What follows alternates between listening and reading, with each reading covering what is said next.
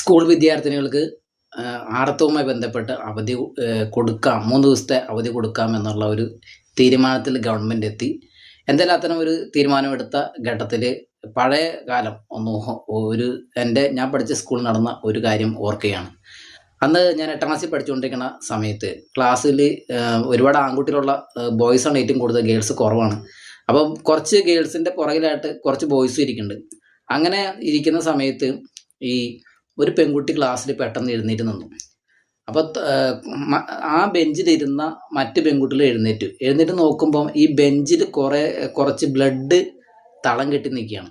അന്നത്തെ കാലത്ത് ഒരു പാവാടയും അങ്ങനത്തെ ഷർട്ട് പോലത്തെ ഒരു യൂണിഫോം ആയിരുന്നുള്ളത്.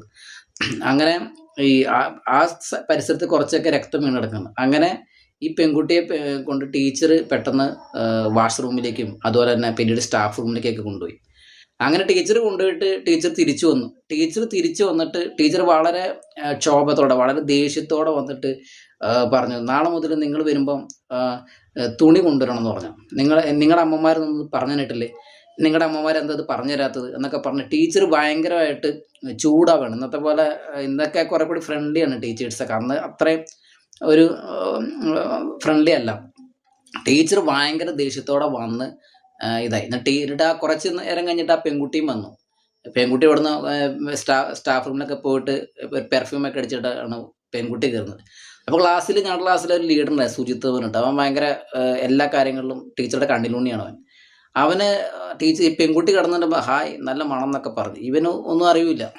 അങ്ങനെ ഈ പെൺകുട്ടി ക്ലാസ്സിൽ കയറിയിരുന്നു. അപ്പോൾ ഈ ടീച്ചർ ഭയങ്കര വയലൻ്റായി ദേഷ്യത്തോടെ ഒന്ന് ഇറങ്ങിപ്പോവുകയും ചെയ്തു. നാളെ തൊട്ട് തുണി കൊണ്ടുവരണമെന്ന് പറയുകയും ചെയ്തു. അങ്ങനെ ടീച്ചർ പുറത്തേക്ക് ഇറങ്ങി.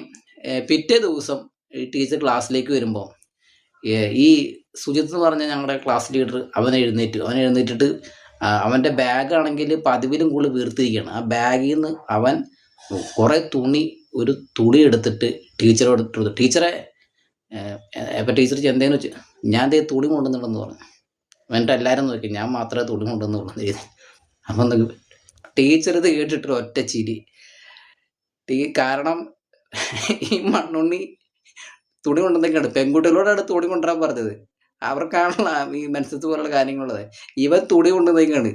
ഇവൻ അമ്മ അറിയാണ്ട് സ്വന്തം അച്ഛൻ്റെ മുണ്ട് അലമാരിന്ന് എടുത്ത്, പുതിയ മുണ്ട് അലമാരിന്ന് എടുത്തത് കട്ട് ചെയ്തിട്ട് പീസായിട്ട്, വില്ലുക്കാട്ടിൽ മുണ്ടായിരുന്നു, അത് പീസാക്കിയിട്ട് കൊണ്ടുവന്നേക്കാണ് ടീച്ചറുടെ അടുത്തേക്ക്.